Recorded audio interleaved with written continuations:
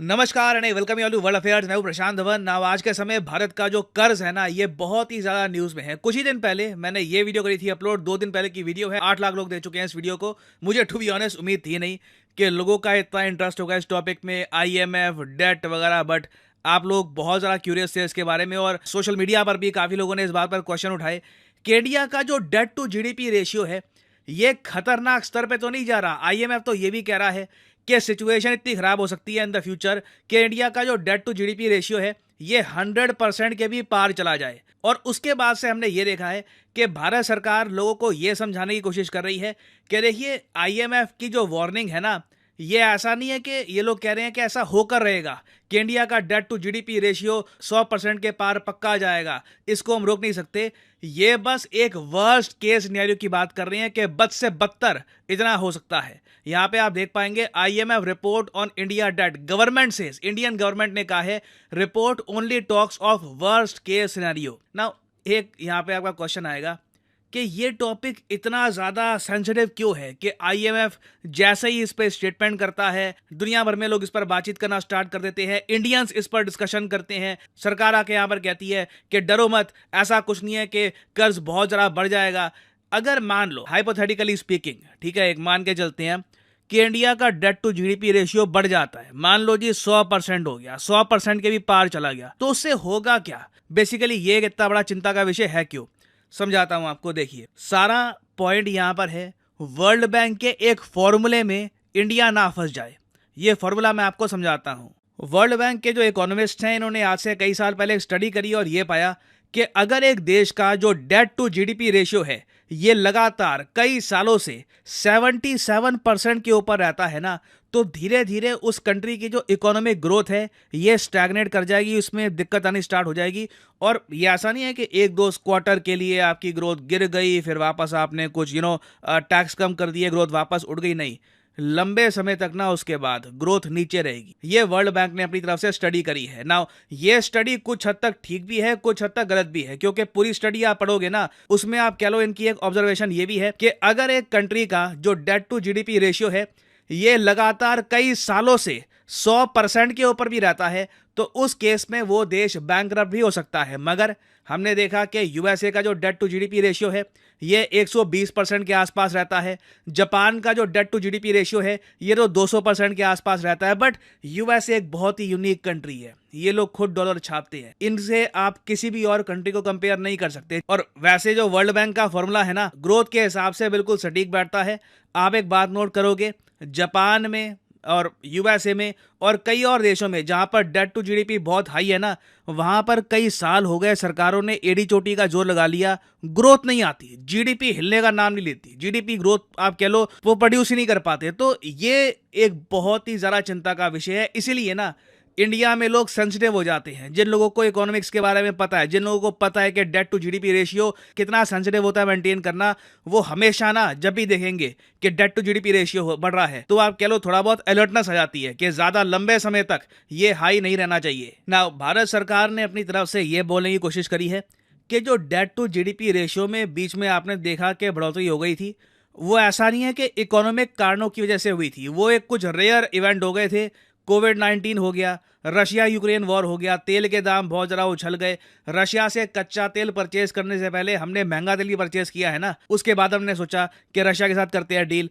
तो recently Covid, Russia Ukraine war और भी कुछ और इवेंट्स हुए हैं, ग्लोबल इवेंट्स, उनकी वजह से इंडिया का जो डेट टू जीडीपी रेशियो है ये बड़ा है और भारत को बिल्कुल उधार उठाना पड़ा। मैंने इस पर वीडियो बनाई थी कि भारत ने बॉन्ड्स रिलीज किए हैं, भारत ने उधार उठाया है। बट सरकार का ये कहना है कि अभी भी भारत का जो डेट टू जीडीपी रेशियो है ये कंट्रोल में है। आप देखोगे 2020-21 में ये 88% पर पहुंच गया था, 2022-23 में 81% पे आ गया है। और अगर सब कुशल मंगल रहा, कोई मेजर प्रॉब्लम नहीं आई, मतलब कि फिर से कोई एक मेजर पेंडेमिक जहाँ पे आपको वैक्सीन्स का इंतजाम करना पड़े, लॉकडाउन लगाने पड़े वगैरह, वो सब ना हुआ, या कोई वॉर वगैरह नहीं होती, कोई अजीब सा इवेंट नहीं होता अगर, तो बिल्कुल इंडिया का जो डेट टू जीडीपी रेशियो है ये वापस कंट्रोल में आ जाएगा और इंडिया की जो ग्रोथ है ये लगातार बढ़ती रहेगी ना। चाइना के डेट टू जीडीपी रेशियो के बारे में भी मैं आपको अगर बताऊं तो आप देख पाओगे भारत सरकार ने यह कहा है कि चाइना का जो डेट टू जीडीपी रेशियो है ना ये भी 200% के ऊपर है ना। इसको लेकर आपको कई आर्टिकल मिल जाएंगे ब्लूमबर्ग के, और इंडियन आर्टिकल्स भी यहाँ पे आपको मिल जाएंगे कि चाइना का जो डेट टू जीडीपी रेशियो है ये मई 2023 में 250% के भी ऊपर चला गया था। But to be honest, China की जो रियल फिगर्स क्या है, एक्चुअल में इनका डेट टू जीडीपी रेशियो क्या है, इसके बारे में किसी को प्रॉपरली पता है नहीं कि इनका जो टोटल डेट इन्होंने बांट रखा है वो एक्चुअली कितना बड़ा है, क्योंकि कोई प्रॉपर आप कह लो ट्रांसपेरेंसी नहीं है। इसलिए कई जगह आप देखोगे आपको कुछ और फिगर दिखेगी, कहीं पे हो सकता है आपको 70% दिख जाए इनका डेट टू जीडीपी रेशियो, वो और तरीके से देखते हैं इनका डेट टू जीडीपी रेशियो। और ऐसे आप अगर अमेरिकन मीडिया देखोगे तो वो ओपनली कहते हैं कि चाइना का जो डेट टू जीडीपी रेशियो है ये 250% के ऊपर जा चुका है। But at the same time हमको एक बात ये भी देखनी होगी कि ठीक है, चाइना ने उधार बहुत सारा उठा लिया, मगर साथ ही साथ अपने शेयर भी खड़े कर लिए। आज के समय डेवलपमेंट के मामले में आप देखो इंडिया चाइना में बड़ा डिफरेंस आ चुका है। हमारे यहाँ एवरेज सैलरी आप कह लीजिए आज भी 25-30 हजार या 35 हजार के आसपास होगी, सिटीज की मैं बात कर रहा हूँ। चाइना में आप देखोगे वहां पर 1 से लेकर 1.5 लाख के आसपास लोग कमा रहे हैं ऑन एवरेज। तो डिफरेंस क्वालिटी ऑफ लाइफ में, अर्निंग में, जो ओवरऑल जिस तरीके से उनके शेयर डेवलप हुए हैं उसमें वास्ट है। तो हमारे पास अभी अपॉर्चुनिटी है, हम भी अभी उधार उठाएंगे।